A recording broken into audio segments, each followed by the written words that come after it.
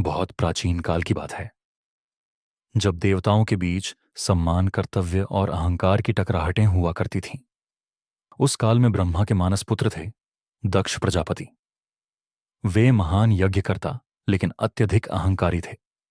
दक्ष की पुत्री थीं सती, जिन्होंने प्रेम पूर्वक और स्वेच्छा से विवाह किया था। त्रिनेत्रधारी, जटाजूटधारी भूतनाथ महादेव शिव से। पर दक्ष को यह विवाह कभी स्वीकार नहीं हुआ। शिव को वे असभ्य, अविनीत और श्मशानवासी मानते थे।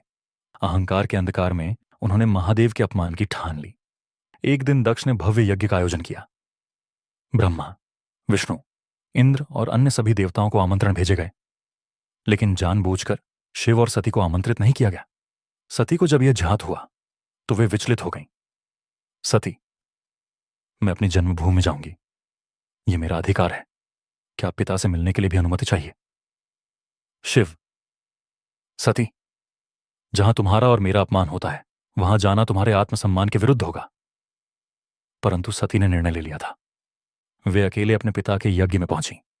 यज्ञशाला में सती पहुंची, पर वहां किसी ने उनका स्वागत नहीं किया। शिव के लिए कोई आसन नहीं था। यज्ञ में उनका नाम तक नहीं लिया गया। दक्ष सबके सामने शिव का उपहास करने लगे। दक्ष, वो कैसा देव है जो श्मशान में निवास करता है, राक्षसों का संग करता है? वो मेरे यज्ञ के योग्य नहीं। सती का हृदय टूट गया। सती, हे पिता, आपने मेरे स्वामी का अपमान नहीं किया। आपने मुझे मृत्यु दी है। यह शरीर जो आपसे जन्मा है अब मेरे योग्य नहीं। मैं इसका त्याग करती हूं। और फिर सती ने अग्निकुंड में प्रवेश किया। पृष्ठभूमि में अग्नि की लपटें, दुखद संगीत। कैलाश पर्वत पर शिव ध्यान में लीन थे। तभी सती की मृत्यु का अनुभव हुआ। उनके तीसरे नेत्र से अग्नि की ज्वाला उठी। उन्होंने अपनी जटाओं से एक लट तोड़ी और पृथ्वी पर पटकी। उससे उत्पन्न हुआ वीरभद्र, शिव का क्रोध, तांडव का प्रतीक, विनाश का अवतार। वीरभद्र ने यज्ञशाला को घेर लिया। आकाश में तूफान छा गया। देवता कांप उठे। वीरभद्र ने यज्ञ वेदी को तोड़ डाला, अर्षियों, यज्ञकर्मियों और देवताओं को परास्त कर दिया। और फिर वह दक्ष के सामने पहुंचे।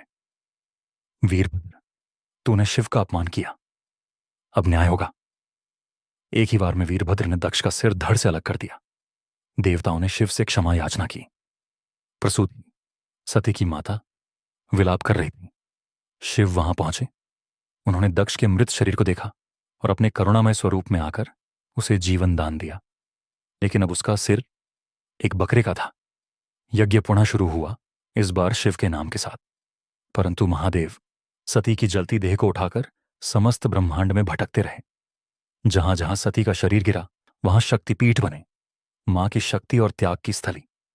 यह केवल एक कथा नहीं है, यह त्याग, प्रेम, अपमान और प्रतिशोध की गाथा है।